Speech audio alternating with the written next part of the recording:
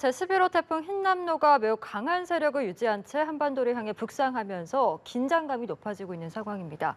강풍과 폭우를 동반한 초강력 태풍으로 불리면서 비상에 걸린 상황인데요. 오늘 이영주 서울시립대 소방방재학과 교수 모시고 현재 상황과 대비 방법까지 자세히 알아보겠습니다.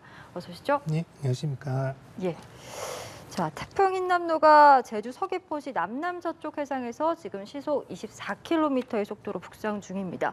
태풍의 진행 속도가 갈수록 빨라지고 있는 상황인데 지도를 좀 보면서 보면 현재 태풍 위치와 함께 경로를 좀 설명을 해주시죠. 네, 지금 현재 태풍이 계속 이제 북쪽으로 접근을 하고 있는 상황으로 지금 알려지고 있는데요. 뭐 어제까지 오늘 아침까지도 속도가 좀 정체가 되어 있었는데요. 네. 점차 속도가 빨라지면서 예상보다 한 2시간 빨리 좀 더 이제 저희 한반도 쪽으로 접근을 하는 것으로 그렇게 이제 확인이 되고 있습니다.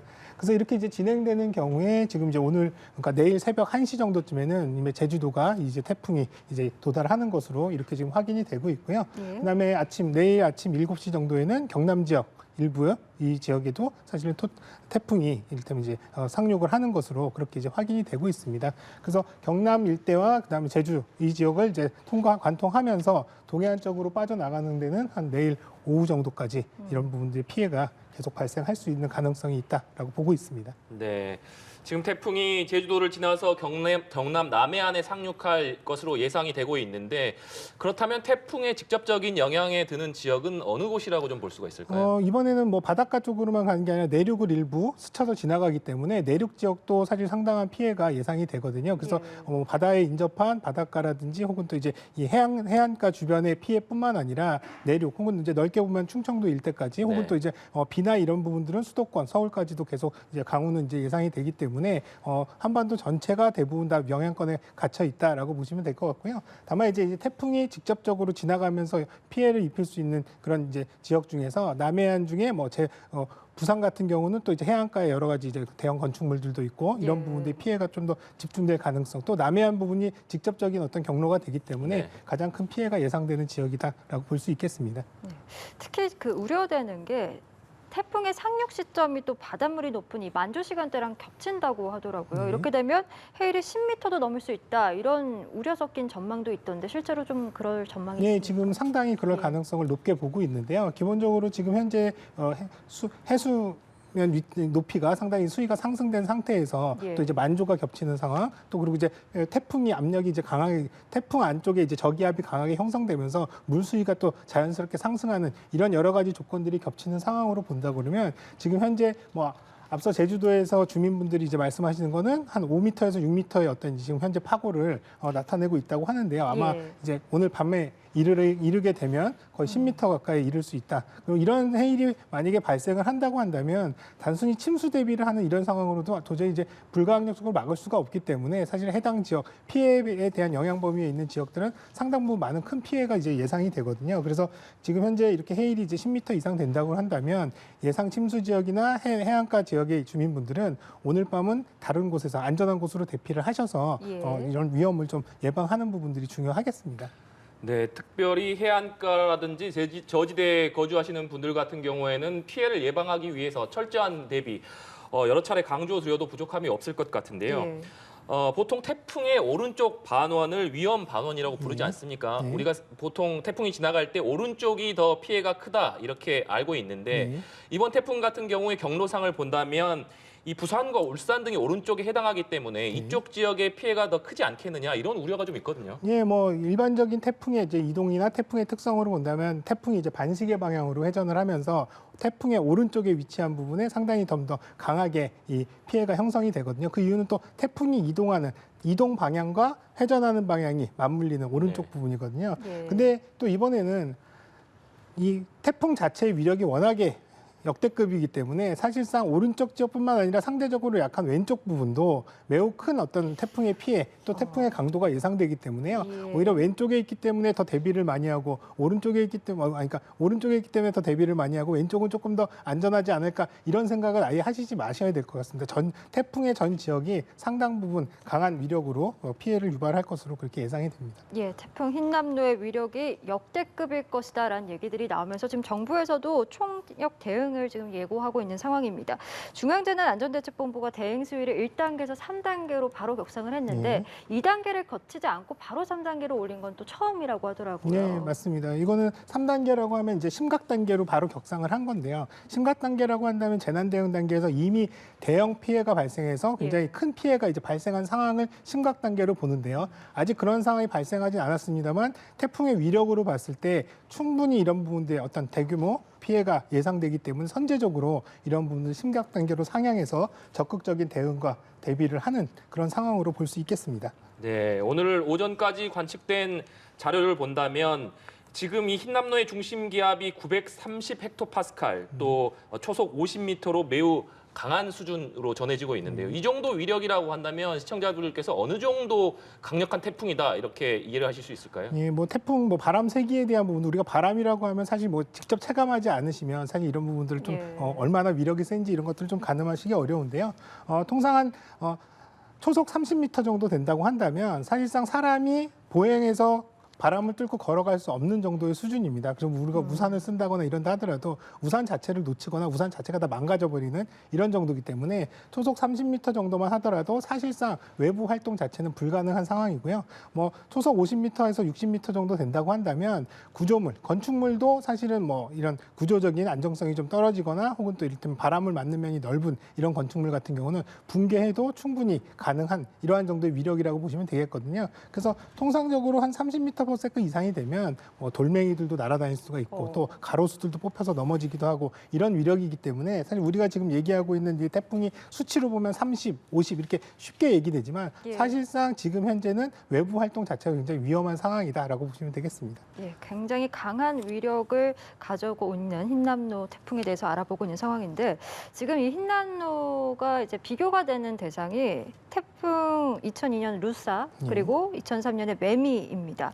루사나 매미도 8월 말 9월 초 태풍이었잖아요. 그 가을 태풍이라고 하던데 이번에 흰남노도 가을 태풍이잖아요. 왜 이렇게 가을 태풍의 위력이 매번 강한 겁니까?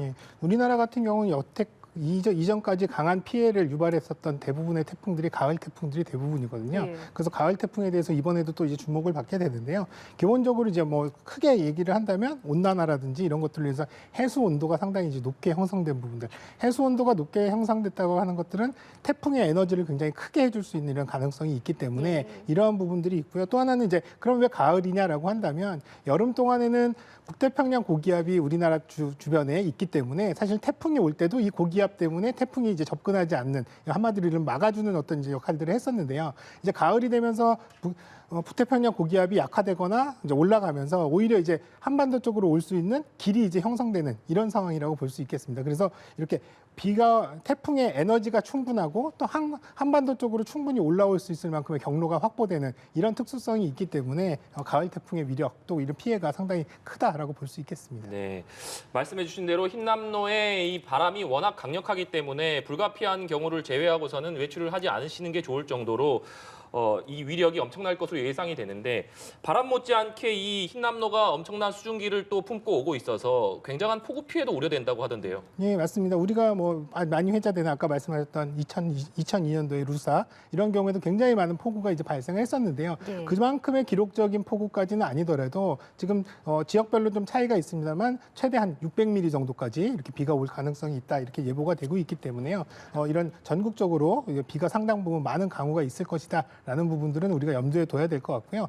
또 우리가 8월 초에 겪었던 집중호우로 인해서 여러 이제 이런 이 피해가 재복구가 안 된 지역들도 있거든요. 이러한 상황에서 집중 강우가 비가 이제 이번에 많이 내린다고 한다면 오히려 더 피해가 더 커질 수 있는 가능성이 있기 때문에 이러한 위험성이라든지 이런 부분들은 비가 예전처럼 많이 안 오더라도 상당 부분 피해는 커질 수 있는 가능성이 있다라고 보겠습니다. 네, 내륙 바다할 것 없이 전국이 영향권에 있다라는 말씀이십니다. 지역별 대비 상황도 조금 더 구체적으로 들어가 보겠습니다. 제주 지역부터 좀 살펴보겠습니다. 태풍의 길목이라고도 불리는 제주. 지금 강한 태풍이 이제 통과할 때마다 매번 굉장히 큰 피해를 입었던 지역이기도 한데 있는데 어제 제주 곳곳에 또 침수 피해가 잇따랐습니다. 오늘은 직접 영향권에 든 만큼 오늘 대비가 굉장히 중요할 것으로 보이는데요. 예, 근데 만약에 이제 이런 부분들이 만약 오늘 내일 같은 경우는 사실 지금 현재 뭔가 적극적으로 뭐 재산을 보호한다거나 시설을 확충한다거나 이럴 수 있는 상황은 아닙니다. 그렇기 때문에 오히려 지금 태풍의 직접적인 영향권에 들어온 상황이라면 오히려 재산 피해나 이런 손실은 있다 하더라도 인명안전 중심으로 이를테면 내가 안전할 수 있는 방법 또 내가 안전하게 하기 위해서 행동들을 최소화하는 것들 바깥에 이런 위험한 상황에 노출되지 않게끔 하는 부분들 또 그리고 이런 위험이 닥쳤을 때 안전하게 해야 되는 뭐 행동 수칙이라든지 또 이런 부분들 구호 물품을 준비한다든지 이렇게 조금 더 다양한 것들을 다 대비할 수 있다면 좋겠지만 시간적으로나 사실 물리적으로 어렵기 때문에 개인의 안전 중심으로 이런 부분들을 조금 더 대비를 하시는 게 지금 시점에서는 적절하겠다 생각이 됩니다. 네, 지금 시점에서는 철저한 대비책을 세우는 것이 우선이라고 말씀을 해주셨는데 그렇다면 가정에서는 어떻게 대응을 해야 될지 하나씩 좀 짚어보도록 하겠습니다.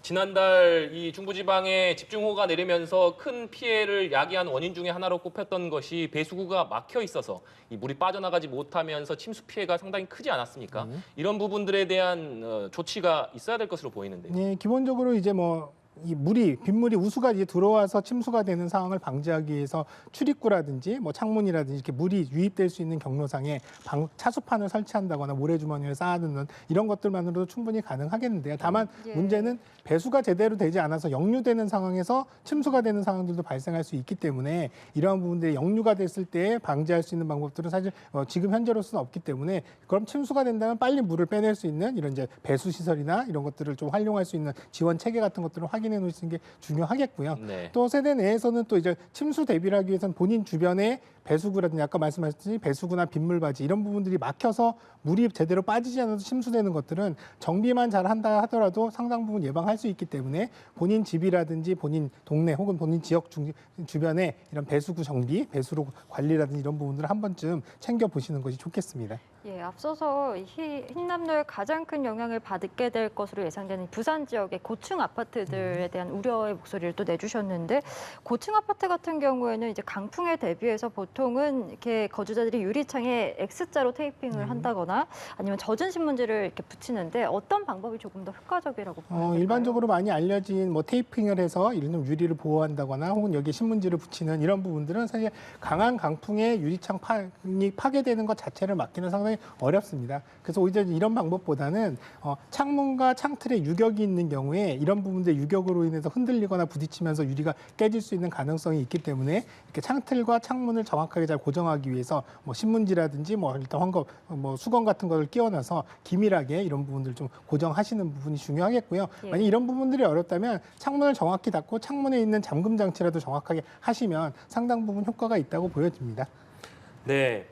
또 정전 같은 경우에 대비하는 것도 중요해 보입니다. 지금 흰남노가 지나간 오키나와 같은 경우에서도 정전되는 가구가 잇따랐다고 하는데 정전이 됐다고 해서 직접 뭐 이것을 수리한다고 나서거나 이런 건 굉장히 위험한 행동 아니겠습니까? 네, 맞습니다. 태풍이 발생했을 때 정전이 발생할 수 있는 가능성은 두 가지인데요. 하나는 그 지역에 이를테면 송전선이라든지 이런 전선 자체가 이제 탈락하면서 끊어지면서 정전이 되는 경우가 있고요. 또 하나는 건물의 지하 부분에 전기실이나 기계실 쪽에 물이 차면서 해당 건물에 정전이 되는 상황, 이럴 수가 있거든요. 네. 다만 이제 이러한 상황이라면 개인적으로 이런 부분들을 보수하거나 고치기는 어렵기 때문에 오히려 정전 상황 때 오히려 차분히 이런 비상 조명이라든지 비상 전원들을 사용할 수 있게끔 사전에 좀 준비를 하시는 게 좋겠고요. 또 이런 부분들은 정전뿐만 아니라 단수도 같이 이제 발생할 수 있는 가능성이 있기 때문에 이러한 부분들을 좀 대비하시는 것도 필요하겠습니다. 예, 이번 태풍 그 위력이 정말 강력할 것이라는 말 아무리 강조를 해도 지나치지 않다라는 생각이 드는데 마지막으로 좀 당부하고 싶은 말씀 부탁드리겠습니다. 예, 뭐 태풍이 예보된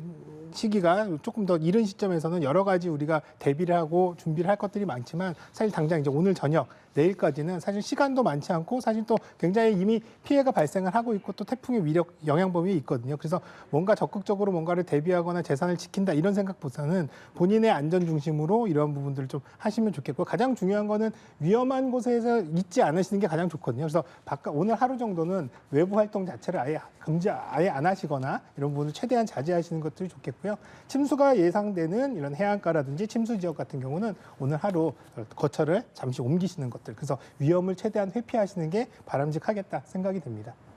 예. 알겠습니다. 지금까지 이영주 서울시립대 소방방재학과 교수와 함께 현재 상황과 함께 대비 방법까지 알아봤습니다. 오늘 말씀 고맙습니다. 감사합니다.